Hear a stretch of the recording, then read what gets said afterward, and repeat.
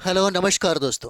आज का वीडियो जो बिहार शिक्षक की तैयारी कर रहे हैं, प्राथमिक टीचर की जो तैयारी कर रहे हैं, 1 to 5 की तैयारी कर रहे हैं, पीआरटी की जो तैयारी कर रहे हैं, और ख़ास करके उन महिलाओं के लिए जो बिहार की निवासी हैं और अब प्राथमिक शिक्षक बनना चाहती हैं, उनके लिए कई बातें हैं जो बहुत ही महत्वपूर्ण हैं उनके एग्ज़ाम को लेकर के, और एग्ज़ाम फाइट करने के लिए बहुत बड़ी बातें हैं यहाँ पे। तो आप लोग थोड़ा सा ध्यान से ज़रूर सुनिए, आपको समझ में आएगा। सबसे पहली बात जो आपको काफ़ी ऊर्जावान बनाता है, आपको अंदर से झकझोरता है कि चाहे कुछ भी हो जाए, इतना कुछ गवर्नमेंट हमारे लिए किया है, तो 5-6 घंटा भी अगर पढ़ लेते हैं तो हमारा पीआरटी में सिलेक्शन हो जाएगा और फिर हम लोग शिक्षक की जो गद्दी है उसको प्राप्त कर सकते हैं। पीआरटी की बात कर रहे हैं। 1 to 5 की तैयारी करने वाले जो परीक्षार्थी हैं, जो बिहार की महिलाएं हैं, हम उनके लिए बता रहे हैं। पुरुष के लिए तो है ही, महिलाओं के लिए खास करके। तो सबसे बड़ी बात है कि जो तत्कालिक जो सरकार हम लोग देख रहे हैं, नीतीश कुमार की जो सरकार है, उन्होंने 1 to 5 के लिए बहुत कम ऐसे महिलाएं होंगी जो शायद उनको पता न हो, लेकिन उनके लिए बहुत ही बड़ी अवसर है कि 1 to 5 की टीचर बनने वाली जो बिहार की निवासी हैं, जो बिहार की महिलाएं हैं, उनको 50% का आरक्षण दिया गया है 1 to 5 के लिए। बाकी टीजीटी में देखिएगा, बाकी पीजीटी में देखिएगा तो वहाँ पे 35% आरक्षण दिया है बिहार की केवल महिलाओं के लिए, और यहाँ पर बिहार की केवल महिलाओं के लिए 50% आरक्षण दिया गया है 1 to 5 की टीचर बनने वाली जो भी बिहार की महिलाएं हैं। क्योंकि यह जो आरक्षण का जो बेनिफिट होगा, यह आरक्षण का जो फ़ायदा मिलेगा, वह फ़ायदा केवल बिहार की महिलाओं को ही मिलेगा। 1 to 5 के टीचर बनने के लिए 50% का आरक्षण उनको दिया जाएगा। डोमिसाइल तो है ही, 85% डोमिसाइल को लागू किया गया है, जिसमें मात्र 15% में ही अन्य अदर जो स्टेट है वहाँ के स्टूडेंट उसमें शामिल होंगे। बाकी 85% जो है वह बिहार के परीक्षार्थियों को ही अवसर मिलेगा, उन्हीं को यह अधिकार प्राप्त है। अब यहाँ पर देखिए बीपीएससी टीआरई 4.0 प्राथमिक शिक्षक, जिसमें हम लोग देखेंगे कि इस बार सरकार के अकॉर्डिंग ये कहा जा रहा है, और आपको बता दें 1 सप्ताह के अंदर में 6 से 7 दिनों के अंदर में आपको बिहार शिक्षक भर्ती से रिलेटेड ऑफिशियल जो बिहार पब्लिक सर्विस कमीशन जो बीपीएससी के साइट पर और सरकार की तरफ से बहुत बड़ी अनाउंसमेंट होने वाली है, बहुत बड़ी घोषणा होने वाली है, बहुत बड़ी घोषणा होगी। और इस बार कहा जा रहा है कि लगभग 50,000 सीटें आपके पीआरटी के पेपर में आपको देखने को मिलेगा। केवल अकेले ही 50,000। अब पिछले 1 साल से सुनते आ रहे होंगे, शिक्षा मंत्री बार बार उस समय कहते थे कि सबसे ज़्यादा सीट खाली है 1 to 5 के, है ना, शिक्षकों की खाली है, क्योंकि 1 to 5 की टीचर की आवश्यकता सबसे ज़्यादा है हमारे बिहार में, सबसे ज़्यादा है। 1 to 5 की जो टीचर हैं उनकी सबसे ज़्यादा कमी है हमारे बिहार में, इसीलिए इस बार हो सकता है कि 50,000 सीटें दी जाए और जो कमी है उसकी भरपाई किया जाए। अब बात तो 50,000 की है, कोई बात नहीं, 1,60,000 में 50,000 ये हो जाएगा, बाकी डिवाइड किया जाएगा 6 to 8, 9 to 10, 11 to 12 में, है ना, डिवाइड किया जाएगा। अब यहाँ पे जो लोग ये सोच रहे हैं कि हमको पीआरटी में ही सिलेक्शन चाहिए, जिनका लक्ष्य होगा, अंतिम लक्ष्य होगा, अंतिम टारगेट होगा, और किसी भी तरीके से वो चाहते होंगे हमारा पीआरटी में सिलेक्शन हो जाए, तो बस थोड़ा बहुत कुछ बिंदुओं पे बात करिए। और सिलेक्शन कैसे होगा ये भी हम आपको बताते हैं।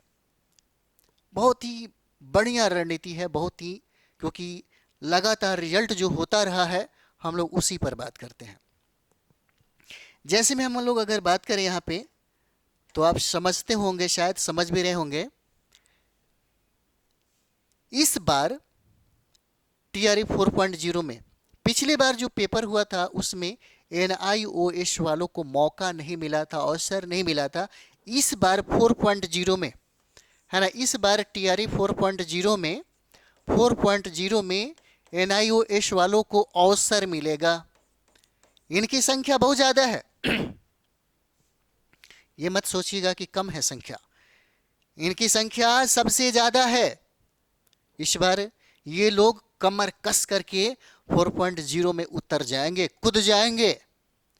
और इनसे ज़्यादा, सबसे ज़्यादा जो पगलाए हुए हैं, अंदर से जो खफा है, अंदर से एकदम जोश से लबालब है, वो लोग हैं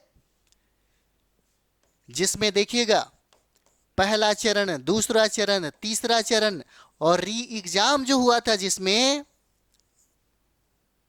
2 नंबर, 4 नंबर, 8, 10 नंबर से जो छट गए होंगे, इनका यहां पर अंतिम लक्ष्य होगा, चाहे कुछ भी हो जाए, है ना। अंतिम लक्ष्य हमारे यहाँ के बहुत सारे स्टूडेंट एडमिशन लिए हुए हैं, बहुत बड़े बड़े टॉप क्लास के पास पढ़े थे, 2 बार 3 बार से पढ़े थे, लेकिन नहीं हुआ। इस बार, है ना, इस बार हम कहें इनका इस बार एकदम सिलेक्शन हो जाएगा।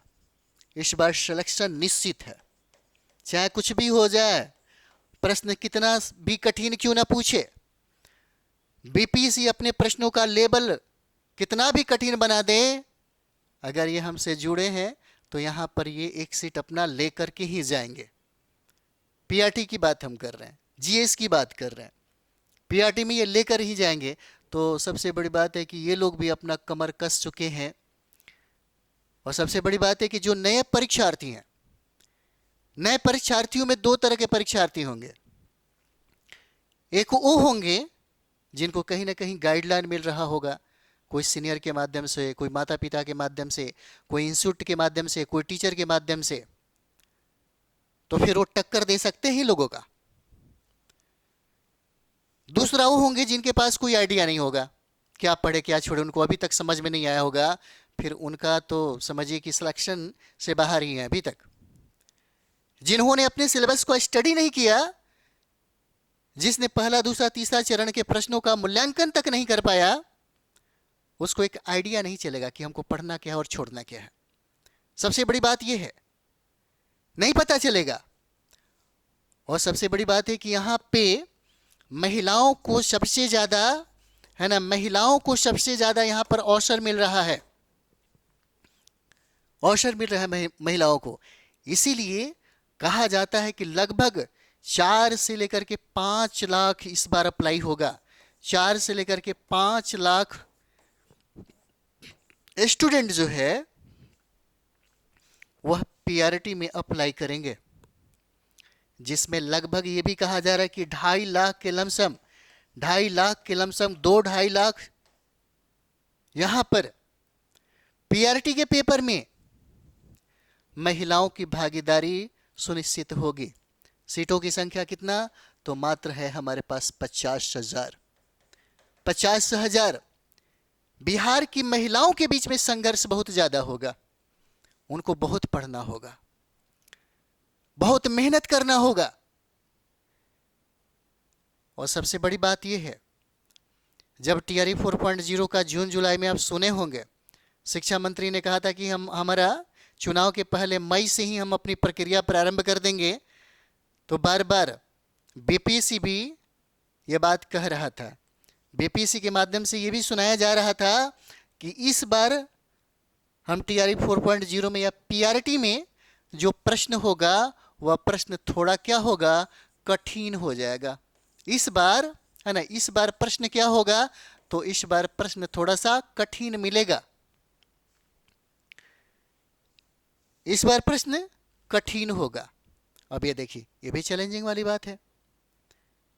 पहले की अपेक्षा अगर देखिएगा तो इस बार अगर 4.0 में देखेंगे तो यहाँ पे जो कट ऑफ होगा ना, कट ऑफ जो होगा 6 से 7% अधिक होगा, 6 से 7% अधिक होगा।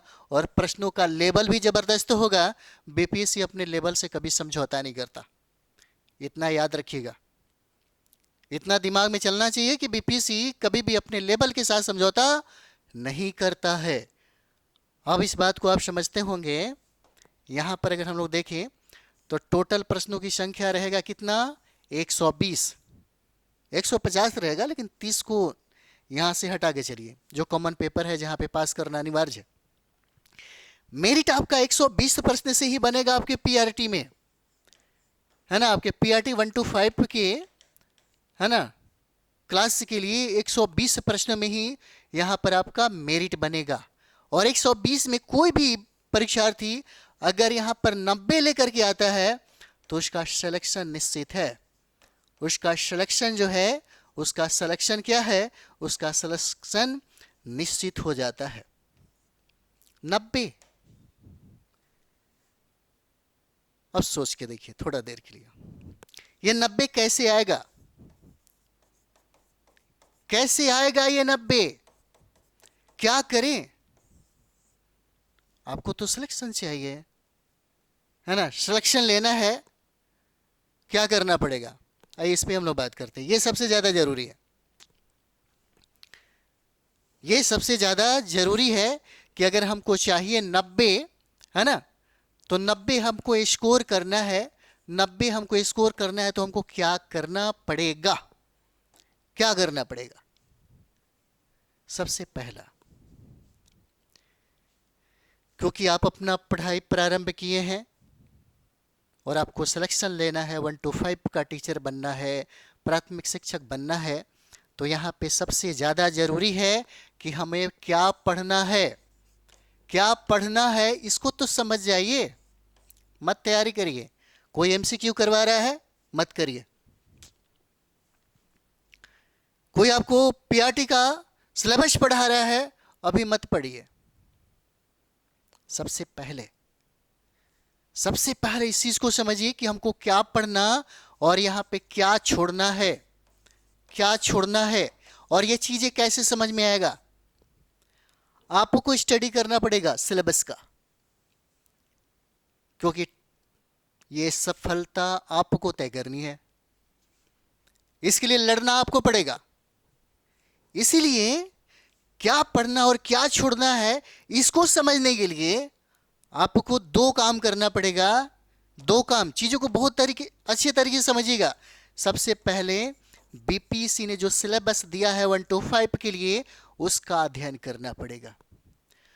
अगर आपको कोई बताने वाला नहीं है, कोई समझाने वाला नहीं है, या कोई आपको जताने वाला नहीं भी है, तब भी आप यहां से सबसे अच्छा ये गाइडलाइन करेगा, सबसे अच्छा ये मेंटर होगा। सिलेबस का स्टडी कर लीजिए। सिलेबस का स्टडी करना, सिलेबस को समझना थोड़ा सा टफ है, लेकिन यहाँ पे इसलिए देखिएगा सारे लोग नहीं समझा पाते हैं।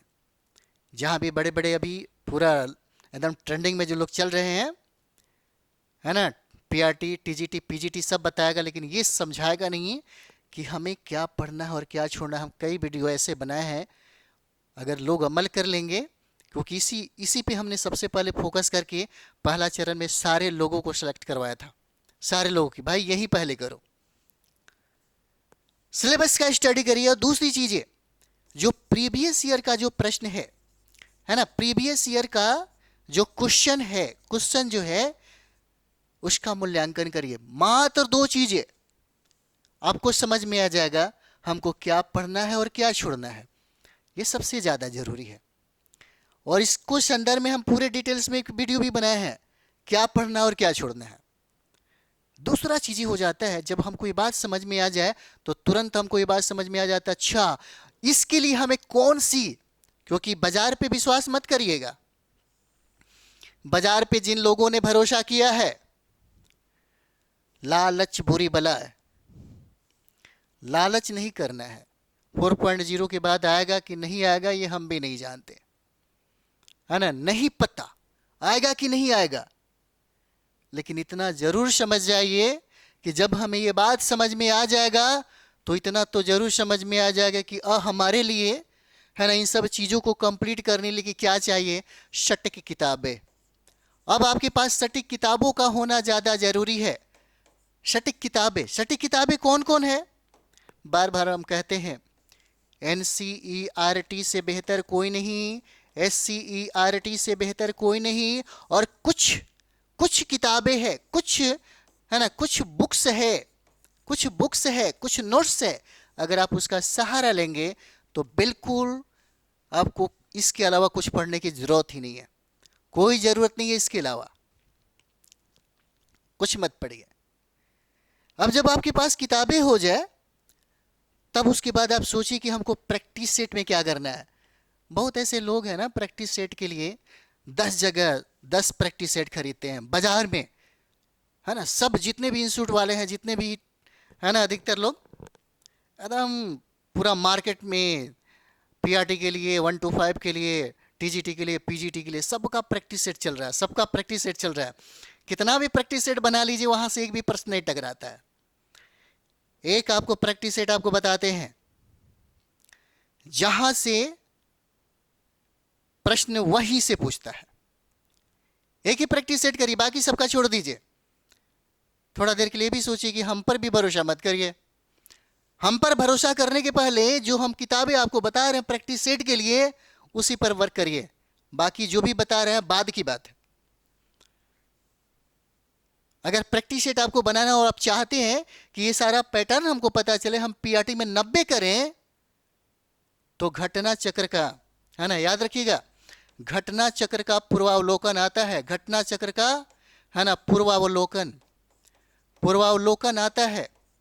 आप देखते होंगे 32वीं से लेकर के, है ना, 71वीं बीपीसी तक पूरे के पूरे, है ना, प्रैक्टिस यानी कि प्रीवियस ईयर के सारे प्रश्नों का, है ना, संग्रह मिलेगा और इसका सॉल्यूशन भी दिया हुआ है।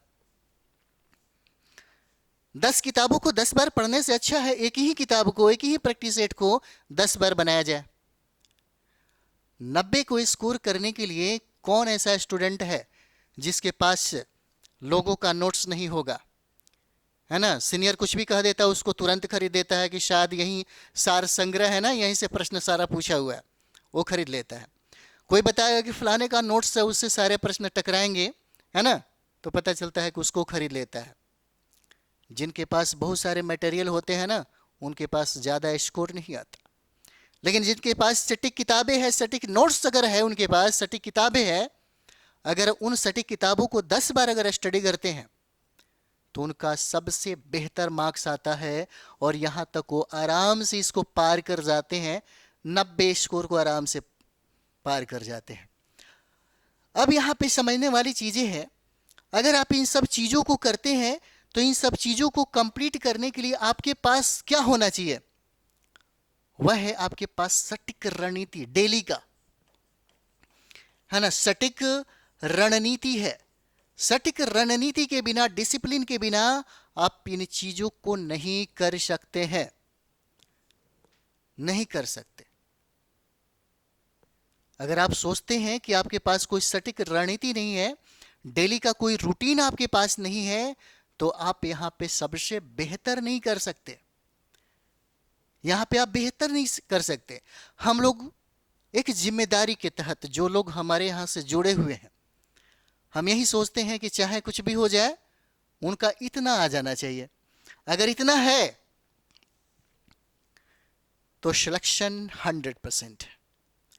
अगर इतना आप कर लेते हैं, 120 प्रश्नों में अगर आप 90 तक पहुंच जाते हैं, तो एग्जाम देने के बाद एकदम मस्ती, मौज मस्ती में, है ना, एकदम रिजल्ट का इंतजार करिएगा, बाकी सारा टेंशन छोड़ दीजिएगा।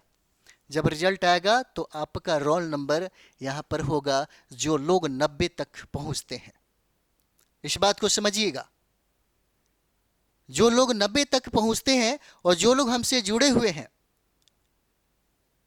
नोटिफिकेशन के बाद उन सारे लोगों से पर्सनली हम कांटेक्ट करेंगे, उन लोगों से बात करेंगे, हमारी टीम के माध्यम से उनसे बातें की जाएगी।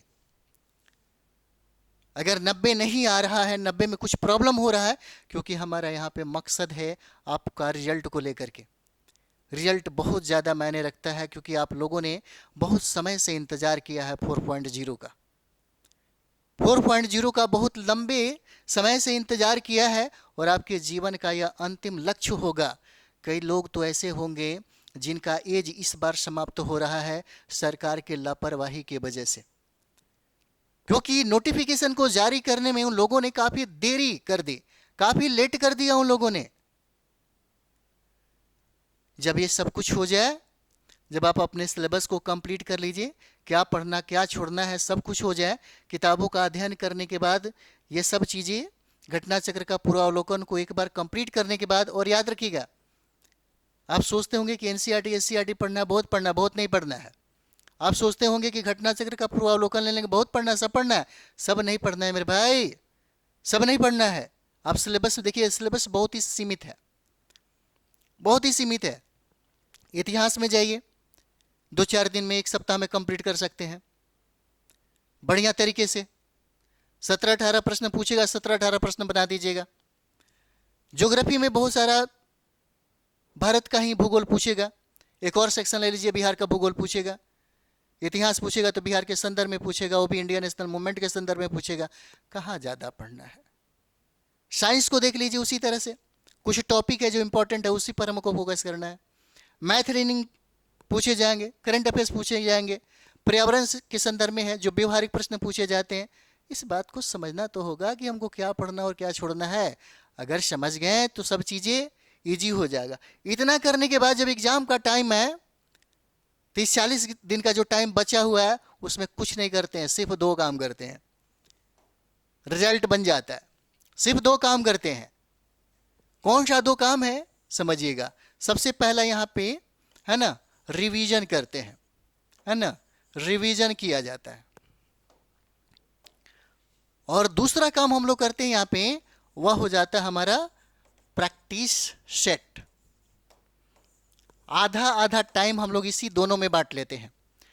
जिसका ज़्यादा रिवीजन होगा वही डिवीजन को प्राप्त करेगा। रिवीजन रिवीजन 90 के लिए जरूरी है ना, 90 स्कोर के लिए, 90 स्कोर के लिए यह रिवीजन ज़्यादा जरूरी है। उसी तरीके से जब आप रिवीजन करते हैं तो इस 90 को बरकरार रखने के लिए प्रैक्टिस सेट सबसे ज़्यादा, प्रैक्टिस ज़्यादा जरूरी है, प्रैक्टिस। और जो भी परीक्षार्थी इन दोनों को करेगा, चाहे प्रैक्टिस सेट आप हमसे करिए, है ना, रिवीजन हमारे साथ चलिए, क्योंकि हम लोग देखिएगा यहाँ पे एक चीज़ समझिएगा, है ना, हम लोग यहाँ पे पूरे सिलेबस को कंप्लीट कराने के बाद, पूरे सिलेबस को हम लोग कंप्लीट कराते हैं, और सिलेबस को कंप्लीट करने के बाद यहाँ लगभग 3 बार रिवीजन कराते हैं, 3 बार रिवीजन कराते हैं। और टॉपिक बाय टॉपिक, है ना, टॉपिक वाइज टॉपिक जो है यहाँ पर प्रैक्टिस सेट कराते हैं। और प्रैक्टिस सेट में जब आप देखते होंगे, प्रैक्टिस सेट में सबसे ज़्यादा संभावना होता है, एकदम संभावना हम लोग रखते हैं कि यहीं से प्रश्न आएगा तो आएगा। इसीलिए हम लोग यहाँ पर 3 बार रिवीजन के बाद प्रैक्टिस सेट भी हम लोग topic by topic, her subject का, जो आपको 9 सब्जेक्ट पढ़ने होते हैं ना, आपके पीआरटी में 9 सब्जेक्ट पढ़ने होते हैं, और 9 सब्जेक्ट का सिलेबस वाइज एनसीईआरटी और एससीईआरटी के पैटर्न पर आधारित, जहां से बार बार पूछे जाते हैं ये सारे संभावित जो प्रश्न है, उन सारे संभावित प्रश्न को पूरी डिटेल्स में कराई जाती है, ताकि प्रश्नों का लेवल कितना भी बढ़ जाए, आपका सिलेक्शन होना चाहिए। ये ज़्यादा मायने रखता है। आप कितना ज़्यादा जानते हैं ये ज़रूरी नहीं है, कितनी किताबों को पढ़ते हैं ये ज़्यादा ज़रूरी नहीं है, आपका 90 आ जाए ये सबसे ज़्यादा ज़रूरी है। इसलिए देखिएगा, 7 से 8 घंटा पढ़ने वाला नया विद्यार्थी इतना लेकर के आता भी है, सिलेक्शन भी लेकर के चले जाता है। जो लोग कई वर्षों से अपनी तैयारी में पहला चरण, दूसरा चरण, तीसरा चरण में लगे हुए हैं, और सही दिशा में अगर तैयारी नहीं करते हैं तो उनको यहाँ पे समय लग जाएगा, है ना, उनको यहाँ पे समय लग जाएगा। बाकी जो भी अगर आपको लगता है कि इसके संदर्भ में, पीआरटी 125 के संदर्भ में कुछ बातें करनी चाहिए, कुछ पूछना चाहिए, जो भी गाइडलाइन के संदर्भ में है, या जो भी कुछ लगता है ना, या तो कुछ भी आपको लगता है, क्लास वगैरह या कुछ भी लगता हो, आपको कोई भी समस्या हो, तो उसके लिए आप इस पर एक मैसेज कर सकते हैं। ये आपका नंबर हो जाता है, बात कर सकते हैं, कोई दिक्कत नहीं है। 84 है ना 60 51 999 पे आप बात कर सकते हैं। मैसेज करके आप अपनी समस्या का समाधान प्राप्त कर सकते हैं। क्योंकि आप याद रखिएगा, ये पीआरटी जो है, पीआरटी 125 इतना सीटें फिर दोबारा नहीं आएगा। चाहे आप इसके 4.0 के बाद कितना भी रोड पर आंदोलन कर लीजिए, आपकी बातें फिर उस समय सुनी जाएगी जब फिर से चुनाव होगा, वरना लाठी के डंडों से पीट करके आपको सीधा कर दिया जाएगा, याद रखिएगा। इसलिए 4.0 यह आपके लिए लास्ट ही हो सकता है, यह आपके लिए लास्ट ही हो सकता है। चाहे कितना भी मेहनत करना पड़े, कुछ भी करना पड़े, एक सीट के सिलेक्शन के लिए आप जरूर, है ना, वर्क करिएगा हिम्मत के साथ, है ना, सटीक किताबों के साथ हार्ड वर्क करिएगा, स्मार्ट वर्क करिएगा, फिर देखिए आपका सिलेक्शन निश्चित होगा। चलिए हम लोग मिलते हैं नेक्स्ट वीडियो में। थैंक यू वेरी मच आप सभी लोग।